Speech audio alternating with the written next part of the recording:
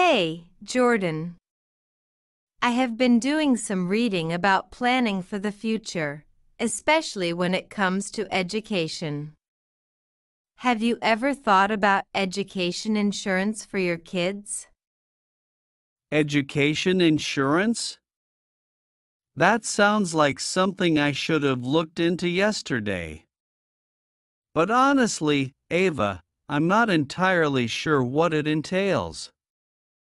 Is it like a savings plan, or more like insurance in case something happens to me? It's a bit of both, actually. Education insurance is a policy designed to provide a lump sum of money for your child's education fees, especially college, when the time comes.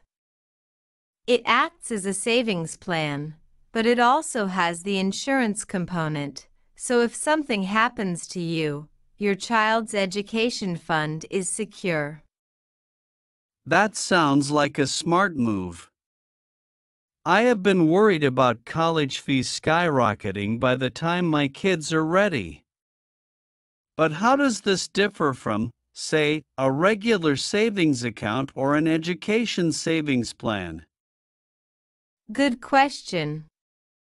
The major difference lies in the insurance component. With a regular savings account or even a 529 college savings plan, you are putting money aside, which is great. But if something unexpected happens to you, there's no additional protection to ensure those savings can cover all educational expenses. Education insurance ensures that, no matter what, your child will have a specified amount available for their education. I see. That does add a layer of security. But what about the costs? I imagine the premiums must be pretty high for that kind of guarantee. It varies. Premiums depend on several factors like the policy amount, the term length, your age, and health. Generally, the earlier you start, the lower the premiums since you will be paying over a longer period. Plus, some policies offer flexible payment options or even partial withdrawals for emergencies. That flexibility sounds useful. But how do I choose the right policy? There must be a ton of options out there. Typically, the payout can be used for any educational expenses, including tuition, room and board, books, and other fees. Some policies are flexible about the use of funds, not strictly limiting them to educational expenses, which could be useful for unforeseen circumstances. Interesting. And I assume the payout is specifically earmarked for educational expenses? Or is it more flexible? Definitely start by figuring out how much you think you will need for your child's education. Consider the type of school they might attend, inflation rates, and so on. Then, look for policies that offer the coverage you need with premiums you can afford.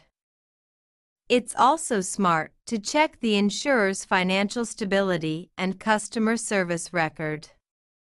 Consulting with a financial advisor who understands your financial situation and goals can be incredibly helpful, too. Got it. And what about the tax implications? Are there any benefits or drawbacks in that area? Tax implications can vary by country. In some places, the premiums you pay might be tax deductible, and the payout could be tax-free if it's used for educational purposes.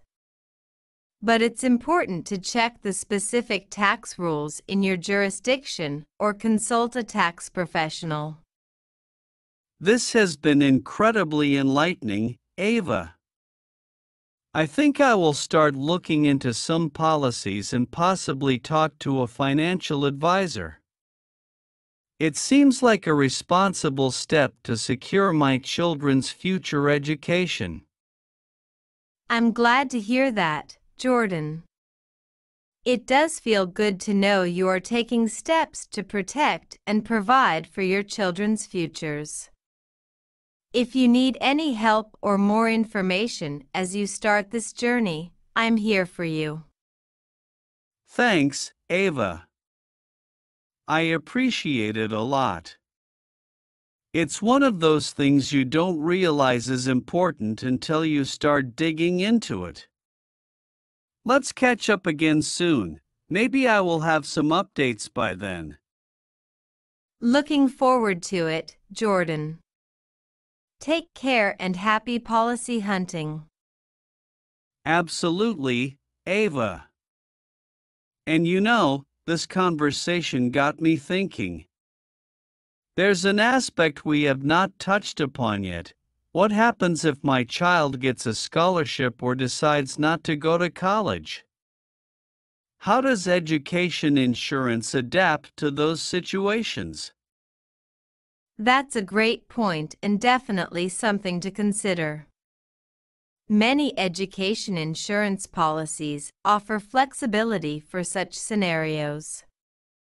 If your child gets a scholarship, some policies allow you to use the payout for other expenses, maybe even for graduate studies if that's in the cards.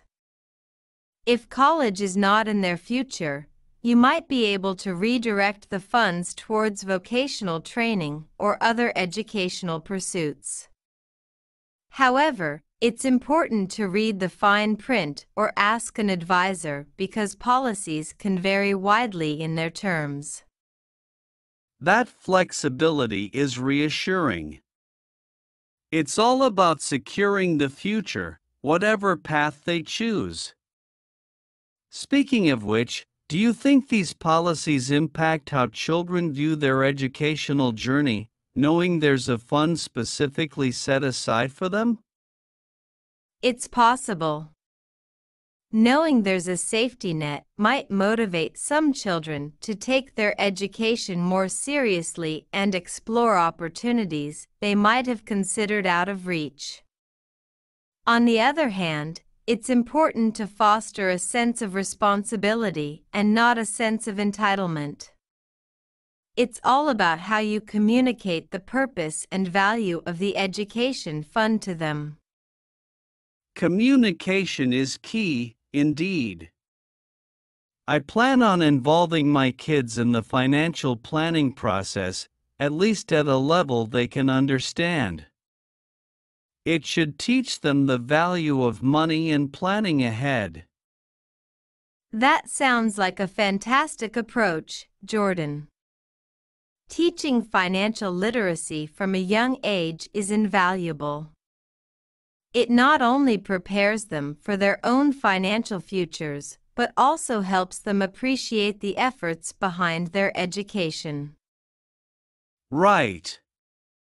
And, stepping back a bit, I'm also thinking about the wider family. Do these policies typically allow for contributions from grandparents or other family members? It could be a collective effort to secure the children's future.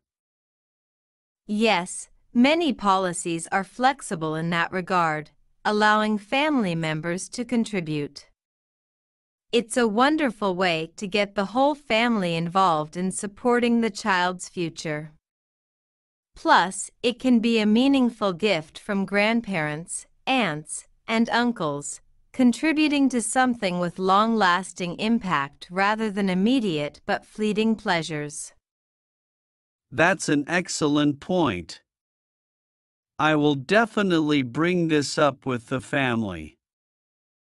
It could be a significant part of our family planning, ensuring all the kids in the family have support for their education. Absolutely, Jordan. It's a powerful way to build a legacy within the family, emphasizing the importance of education across generations.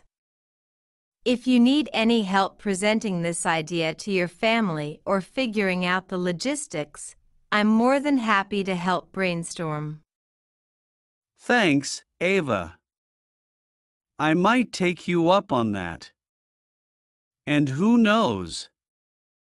This might even encourage a family tradition of sorts, fostering a culture of learning and mutual support. What a beautiful tradition that would be. It sounds like you are on a great path, Jordan. If there's anything more you need, or if you have more questions as you delve deeper, you know where to find me. Will do, Ava. Thanks for all the insight today. It's been incredibly helpful, and I feel a lot more prepared to tackle this now. Anytime, Jordan. I'm glad I could help. Here's to a bright future for your kids and the generations to come. Let's definitely keep this conversation going. Absolutely, Ava. Take care and talk soon. Take care, Jordan. Looking forward to our next chat. Before we wrap up, one last question that's been nagging me.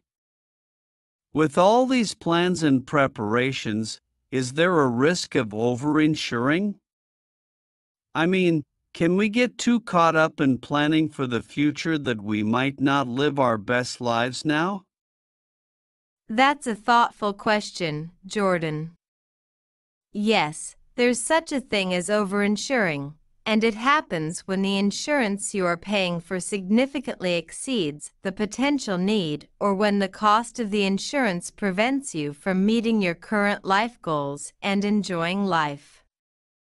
It's all about balance. The key is to ensure that you are adequately protected without compromising your current quality of life. It's important to review your financial plan regularly to adjust as your circumstances change. That makes sense. It's like walking a tightrope, balancing between now and the future. Exactly. And remember, the goal of insurance and financial planning, in general, is to give you peace of mind, not to add stress. If you find yourself worrying too much about future financials at the expense of today's joys, it might be time to reassess your plans. I appreciate that perspective. It's easy to get caught up in the fear of what might happen tomorrow, forgetting to live today. I will keep that in mind as I explore these options. It's a common concern, but staying mindful about your present while cautiously planning for the future can lead to a fulfilling life.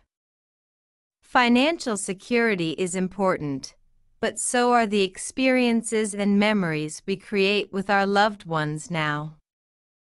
Definitely. This conversation has been incredibly eye-opening, Ava.